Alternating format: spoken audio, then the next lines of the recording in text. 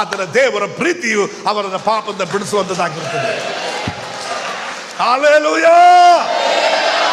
2000 ವರ್ಷದ ಹಿಂದೆ ಪಾಪಗಳನ್ನು ಬಿಡಬೇಕೆಂಬುದಾಗಿ ಪ್ರವಾದಿಗಳು ಹೇಳಿದ್ರು, ಮೋಸೆ ಹೇಳಿದ್ರು, ಧರ್ಮಶಾಸ್ತ್ರ ಹೇಳಿತು.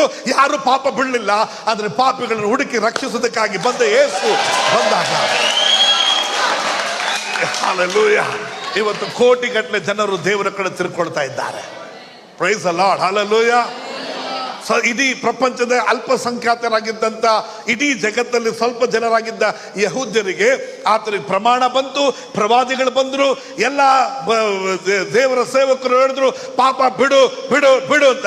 ಯಾವನು ಬಿಡಕ್ಕಾಗಿಲ್ಲ.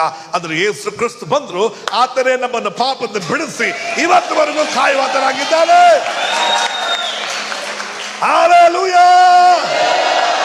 ಎಷ್ಟು ಜನ ನಾವು ಎಂತ ಅಸಹ್ಯವಾದ ಪಾಪಗಳು ಮಾಡ್ತಿದ್ವಿ, ಇವತ್ತು ದೇವರು ಅವುಗಳಿಂದ ಬಿಡುಗಡೆ